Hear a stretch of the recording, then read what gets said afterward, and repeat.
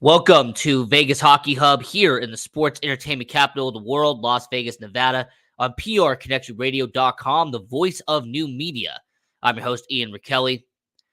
On this show, we talk a lot about the Vegas Golden Knights, and, focusing on right now is fantastic. I get that. Focusing on the current day with the Vegas Golden Knights, a very successful franchise, I might add. But on tonight's episode of Vegas Hockey Hub, I want to take a look back. We are going to take a look back at every first round pick the Vegas Golden Knights have had in their franchise history. So dating back to 2017 and all the way until 2022, we will be talking about every first round pick, all 7 that have been taken in Vegas Golden Knights history. So it's going to be a lot of fun to talk about, but let's get into it. Let's focus on who we have right here, and that is, of course, the first draft class in Vegas Golden Knights history, 2017. So to the left is Erik Brannstrom. He was taken 15th overall. In the center is Cody Glass, who was taken 6th overall. And you had Nick Suzuki on the right, who was taken 13th overall. So let's focus on Cody Glass just to start out with this. Cody Glass, he came from the Portland Winterhawks of the Western Hockey League, and there was a good amount of expectations around Cody Glass. When Cody Glass was drafted by Vegas, there was this idea that he could potentially, a few years down the road, become a center of the future for the Vegas Golden Knights. That he was taken that high up because of the fact that he was supposed to be this good up-and-coming guy that would lead Vegas into the future. That was the idea. Well, people also initially, he was an A-plus prospect. If they did the grading system, he was an A-level prospect. He was also praised for his playmaking, his hockey sense, and his hand-eye coordination. That was something that he was very praised for. I also want to briefly mention that Cody Glass, he played for the Winnipeg Thrashers. He was with the Portland Winterhawks. He was even on Team Manitoba for the Canadian Winter Games. So this was a situation where you had Cody Glass, who had done a lot of good heading up into that point. He was quick skate. He was a quick skater. He was a mobile playmaker. He was somebody that could be a really good player at the NHL level someday. And his stats in Portland kind of back that up. He spent 4 years with the Portland Winterhawks. And during that time period, he went from only having 10 goals and 27 points in 2015 to having 37 goals and 102 points in 2018. So that's really just a dilemma there, is that Cody Glass went from year one, playing 65 games, 27 points. Year 2, 69 games, 94 points. Third year was the 102 I mentioned. And then in year 4, when he actually got a little bit of time in the AHL, he only played 38 games, but had 15 goals that year with Portland. I also want to mention that he got injured during the time with the Portland Winterhawks. As a matter of fact, late in the 2018-2019 era, he actually suffered an injury, and he was actually out for a decent amount of time because of him suffering an injury around that era. So his junior career did pretty well, him going 6th overall, but how did he do once he got to the AHL? How did he do once he got to the NHL? Well, in the AHL, he only played 6 games in 2018-2019, but had 5 points. So he registered nearly a point per game. They go to the Calder Cup playoffs that year in 2018-2019, and in all 22 games, he had 7 goals, 15 points in 22 games. Now, 2019 and 2020, I'm not going to really count because he only played 2 games that year for Chicago, but had 2 points. Whereas in 2020, 2021, he had 14 games played, 4 goals, 10 points. So it really felt like in the AHL, he showed the talent that was reason why he was taken 6th overall. Even when he played a full AHL season in 2021, 2022, 66 games, 62 points in the AHL in 2021, 2022. So I'm mentioning all the positives about Cody Glass. I have mentioned that he is a mobile playmaker. I mentioned his quick skating, his hockey sense, his hand-eye coordination. Look, Cody Glass, there was some good positives about him, and his AHL stats look good on the surface. But it's his NHL stats that where it starts to differ. His performance in the NHL has really left a lot to be desired. And obviously, his career is not over. He's not even 24 years old yet. But his stats in the NHL, it goes as followed. So he played 39 games in 2019-2020, his first season playing in the NHL for the Vegas Golden Knights. Only 5 goals, 12 points in, once again, 39 games. Not great for a rookie year. It's not terrible, but it wasn't great. It wasn't anything that would stand out to you as a year one for a 20-year-old. But you know what? Year two, 21 years old, he should do a lot better. Well, unfortunately, he didn't. In year two, he played 27 games, only 4 goals and 10 points as a 21-year-old for the Vegas Golden Knights. This actually just so happened to have been the last year he was with the Vegas Golden Knights, because after that season, after only having 22 points as a Vegas Golden Knight, they trade him to the Nashville Predators in a 3-way deal. Cody Glass goes to the Nashville Predators, Ryan Ellis goes to the Philadelphia Flyers, and Nolan Patrick comes to the Vegas Golden Knights. So the Vegas Golden Knights swapped 2nd overall and 6th overall picks in that deal. So how has Cody Glass done in Nashville? Has he done a little bit better than he did in Vegas? Well, statistically, he hasn't done that great either. So in 49 games as a Nashville Predator, 7 goals, 20 points, and he has a +6. So when you look at it from a perspective, he played 66 games for the Vegas Golden Knights, 22 points. He played 49 games for the Nashville Predators, 20 points. So Cody Glass is kind of hard to grade because, once again, in the AHL, he has done exceptionally well. In minor league hockey, he has done a good amount of opportunities there. Like I mentioned, he had a 66 game performance in the AHL. I mean, this was a guy that did pretty well in the Milwaukee Admirals in 2021, 2022. And you can't deny that he didn't have talent. He went 6th overall for a reason. But it's just very disappointing that Cody Glass, 6 years into his career as a professional hockey player, he just hasn't lived up to any of the hype. He hasn't lived up to anything that people thought he was going to be as a 6th overall pick. Now, this is me speaking now. I really hope that Cody Glass eventually does recover. He is on the top 6 in Nashville at times. He's been mainly on the bottom 6 in Vegas. Even when he was in a couple of games in Nashville last season, he was on the bottom line.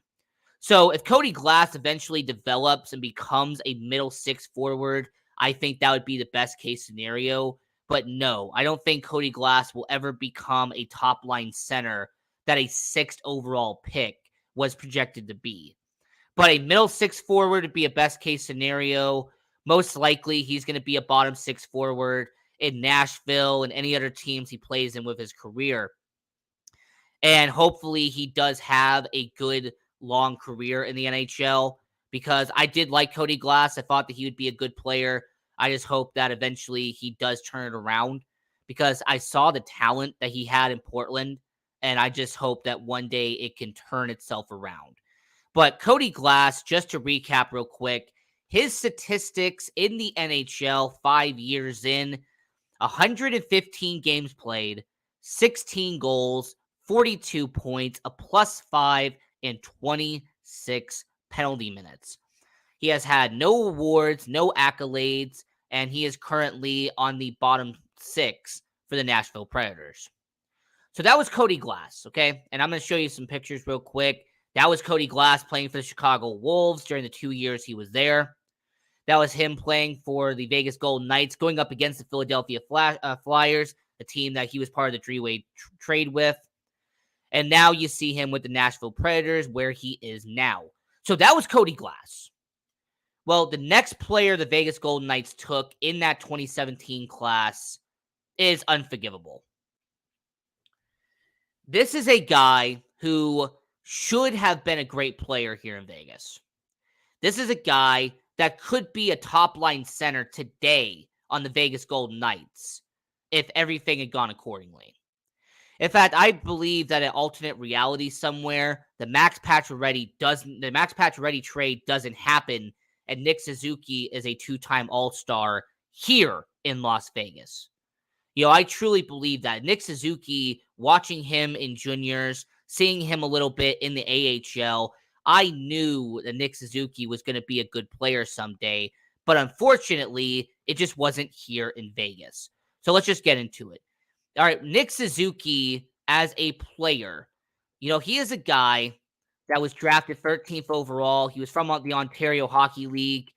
And when it comes to Nick Suzuki, not only did he come from a hockey family, Ryan Suzuki is also a player currently in the NHL, Ryan and Nick.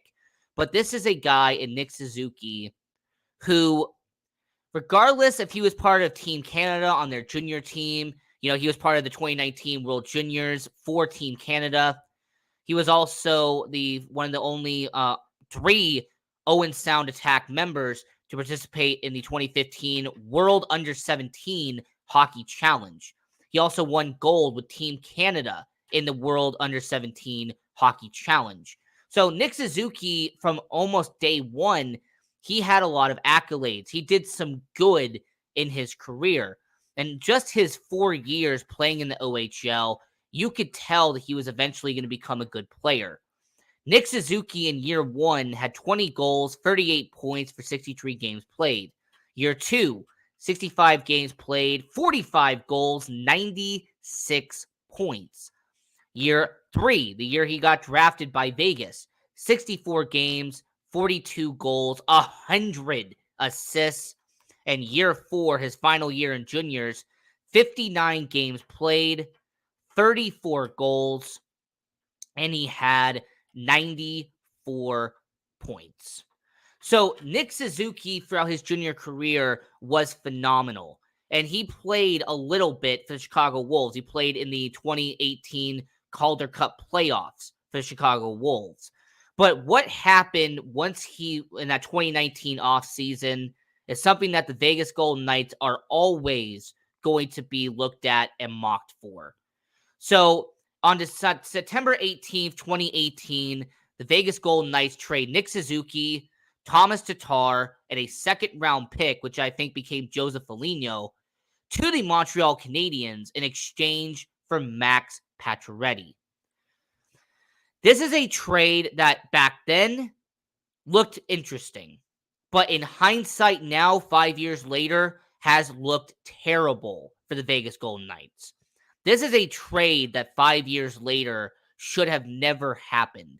Max Pacioretty not only is no longer a Vegas Golden Knight, but 4 years after this trade, they trade Max Pacioretty for future considerations, aka nothing. They traded Max Pacioretty to the Carolina Hurricanes for nothing. Meanwhile, they traded Nick Suzuki and Thomas Tatar for Max Pacioretty. So Max Pacioretty no longer here. Nick Suzuki in Montreal. So how has he done in his 4 seasons playing for Montreal? How has Nick Suzuki performed as a member of the Montreal Canadiens? Well, I'm glad you asked. So in 4 seasons in Montreal, Nick Suzuki not only is a 2-time All-Star, I kind of gave that away when I was briefly mentioning him earlier, but Nick Suzuki has not only become the captain of the Montreal Canadiens, but he has also been phenomenal in Montreal. In 263 games played as a Montreal Canadien, 66 goals, 185 points, and has received Calder votes. He has received Lady Byng votes, and he was on the all-rookie team the first year he was in Montreal. So year one, he had 13 goals, 41 points in 71 games. Year two, in 56 games, had 15 goals, 41 points, and helped the Montreal Canadiens beat the Vegas Golden Knights in the Western Conference Finals to get to the Stanley Cup Finals.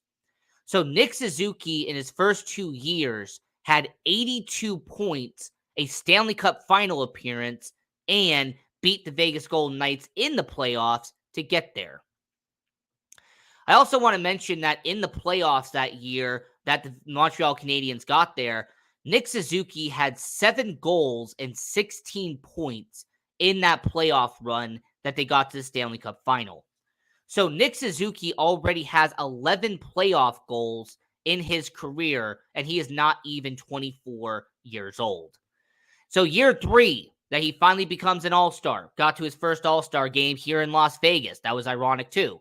In 82 games, had 21 goals, 61 points, and played all 82 games. And in year 4, he has played every game this season and has had 17 goals, 25 assists for 42 points and his second All-Star game appearance. So Nick Suzuki has been consistent. He played all 71 games in 2019-2020. He played all 56 games in 2020-2021. He played all 82 games in 2021-2022. So I just find it incredible that the fact that Nick Suzuki has not only been consistent, not only been reliable, but this is a Nick Suzuki that has been able to show the NHL that not only 24 years old, I am the future of the Montreal Canadiens. Him and Cole Caulfield, those are the future of the Montreal Canadiens. So as I'm talking about Nick Suzuki here on Vegas Hockey Hub, looking back at every first-round pick that the Vegas Golden Knights have had in franchise history, this will be the pick here. That it doesn't matter if it's next year, 5 years, 10 years from now. This will be the worst trade in Vegas Golden Knights history. Hands down, it will be regarded as the worst trade in franchise history because the Golden Knights recruited, scouted, and developed Nick Suzuki, and then they got rid of him after 1 year and not even having him play for the Vegas Golden Knights. So, that was Nick Suzuki during a preseason game for the Vegas Golden Knights, the only time he ever suited up in a jersey for the Vegas Golden Knights. And sure enough, like I said, he is the captain of the Montreal Canadiens. Now, this next one here, Erik Brannstrom. Now, he was taken 15th overall in that 2017 NHL draft, and there was some good potential around Erik Brannstrom. I remember that there was YouTubers, there were people that were watching hockey at the time that were high on Erik Brannstrom. They believed that Erik Brannstrom could eventually become a solid NHLer. Now, I remember the only negative towards him was at his height. He was like 5'10", 180 pounds. There was some, people were wondering if he would be able to blend into the NHL because of his size and his height. Well, how did he do in the Vegas Golden Knights system? How did he perform with Vegas? Well, funny enough, he actually never played a single game in the NHL for the Vegas Golden Knights. The Erik Brannstrom era only lasted 41 AHL games with the Vegas Golden Knights. The Chicago Wolves, he played 41 games, 7 goals, 28 points, and 36 penalty minutes. Why? Because he got traded during the 2019 NHL trade deadline. During the trade deadline, he was traded for Mark Stone. So him, Oscar Lindberg, and a second-round pick was dealt to the Ottawa Senators in exchange for superstar Mark Stone. Now, I will give credit to Eric Brandstrom. He was a AHL All-Star. He was part of the 2019 AHL All-Star game, but unfortunately, Eric Brandstrom has kind of been in limbo throughout his 6 seasons playing professional hockey. Eric Brandstrom has not been, in the NHL long term enough to really gain some traction throughout his career. He has been sent up and sent down between Belleville and Ottawa consistently. So just looking at his NHL career, all right, just focusing on what he has done as a NHLer, Eric Brandstrom, there's been flashes of potential. There have been flashes of him becoming a good player, but once again, he has not played enough games consistently to be in the NHL. I think the most he has played is around 55 games in a single season. He has not played a full 82. He hasn't played 70, 75. No, the most that he has been in the lineup was around 55 games. So Eric Brandstrom, in his 5-year career in the NHL, playing for the Ottawa Senators, 164 games, 3 goals, 37 points, and a negative 25 with the Ottawa Senators. Now, I'm not going to poke fun at his plus minus. Look, he's playing for the Ottawa Senators. It would be very hard for you to have a positive plus minus while playing in Ottawa. But what I want to focus on is that when it comes to Eric Brandstrom, he has not been really consistent, like I said. I mean, even when he's in the AHL, he really hasn't put up great numbers either. So in 2018, 2019, 4 points in 9 games for the Belleville Senators. 2019, 2020, 27 games, 23 points. And in 2021, he had 5 points in 4 games. And then this past season, 9 games, 3 points. So I think really the biggest issue that Eric Brandstrom has had, it's not the talent. The biggest problem that Eric Brandstrom has had is just that he has not been able to have consistent ice time in the NHL. With him going back and forth at 24 years old between the AHL and the NHL, I just believe that Eric Brandstrom is not going to be able to develop at a certain way because he is not in the lineup every single night. I also want to point out that Eric Brandstrom currently with the Ottawa Senators, and I have to give props to Cap Friendly for this. Man, if I didn't have Cap Friendly, I don't know what I would do. But, Cap Friendly, when you look at the depth chart for the Ottawa Senators, Eric Brandstrom has consistently been floating between the second line and the third line throughout his career. Regardless if it's Jacob Larson, Travis Hamonic, it doesn't matter if it's Nick Holden, the former Golden Knight turned Ottawa Senator, Jake Sanderson, the young fifth overall pick they drafted a few years after Brandstrom. The Ottawa Senators have a good amount of defensemen, and I think that's actually negatively affecting Eric Brandstrom. Is that because they have 8 or 9 defensemen they can have in their starting lineup, that he's not able to get the consistency that you would see in a normal player. So when you talk about Eric Brandstrom, it's unfortunate, but him getting traded for Mark Stone, in hindsight, might actually be the second best trade in Vegas Golden Knights history. The first one is Chandler Stevenson, traded for a 5th-round pick with the Vegas Golden Knights. That's the best trade in Golden Knights history. Chandler Stevenson being traded for a mid-level draft pick with the Washington Capitals. But the second one would definitely be Eric Brandstrom, Oscar Lindbergh, and a 2nd-round pick traded to the Ottawa Senators for Mark Stone.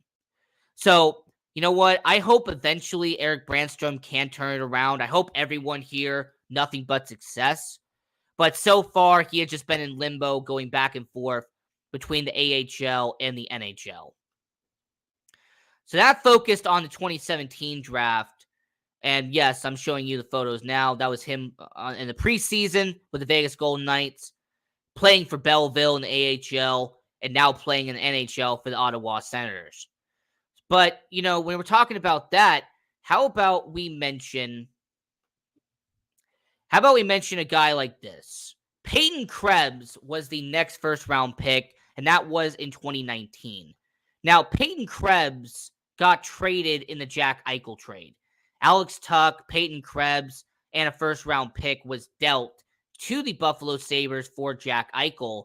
And when it comes to Peyton Krebs, he has now found a home at 22 years old on the middle six for the Buffalo Sabres. As a matter of fact, Peyton Krebs, ever since being dealt to the Buffalo Sabres, he has become nothing but a solid bottom six forward for the Buffalo Sabres. The first year in Buffalo, he had 48 games, 7 goals, 22 points. Year 2, 44 games, 7 goals, 14 points. So do I think Peyton Krebs at 22 years old has a possibility to become a great player someday? Yes, I do. But right now at this moment, only 105 games played, 14 goals, and 37 points. So we'll see how he does throughout his whole career. And these last two, I'm just going to briefly mention because these guys haven't played in the NHL yet. Brendan Brisson was their first round pick in 2020. They took him from the Chicago Steel, the USHL, eventually played for University of Michigan, and now is with the Henderson Silver Knights. And Brendan Brisson, throughout his career, has been a question mark because with the Henderson Silver Knights in the AHL, there are certain people who think he should be doing better than he is currently. There's some people who think Brendan Brisson should be in the NHL already at 21 years old. And then there's some that want him to stay in the minors for a little bit longer and eventually develop as a career. I mean, this is a guy who's played 47 professional games and has had 10 goals. So Brendan Brisson, their 2020 first-round pick, is still playing in Henderson, still in the AHL. Obviously, we're going to have to wait and see at the trade deadline if Brendan Brisson or if the guy I'm going to talk about here, Zach Dean, who is their 2021 first-round pick. It will be interesting to see at the NHL trade deadline if Brendan Brisson or if Zach Dean, if those guys are eventually flipped or eventually traded from the Vegas Golden Knights, because I could see that becoming a reality. But, until then, Zach Dean, who was their latest first-round pick, he is not in the AHL at this moment. He is still playing junior hockey at 20 years old. So Zach Dean playing in the KMJHL for the Gatineau Olympiques. You also have Brendan Brisson playing in the AHL for the Henderson Silver Knights, being on their middle six line for the Henderson Silver Knights. So this episode here talking about looking back at the first round picks in Vegas Golden Knights history. We went over Cody Glass, Erik Brannstrom, Nick Suzuki, Peyton Krebs, Brendan Brisson, and Zach Dean. So I want to know from all the people watching around the world, when it comes to the first round picks in Vegas Golden Knights history, have any of them been a surprise to you? Has there been any players out of the 6 that have been drafted? Has there been any of them that really have caught your attention in the NHL? Because Cody Glass doing what he's doing in Nashville now, I wish him the best. Nick Suzuki becoming a 2-time All-Star. He should have been doing that here. Erik Brannstrom in limbo in between the AHL and NHL out in Ottawa. Peyton Krebs on the bottom 6 in Buffalo, but is 22. He has time to develop. Brendan Brisson developing in the AHL as we speak. Maybe he'll get a call up to the NHL sometime down the line. And Zach Dean at 20 years old, still playing junior hockey in Quebec. It'll take time for him to eventually become an NHLer. So this was another episode of Vegas Hockey Hub. I'm your host, Ian Rickelli. And once again, this was looking back at every first-round pick in Vegas Golden Knights history. So until next time, I'm your host, Ian Rickelli. Continue watching hockey, go support junior hockey, and go Knights, go!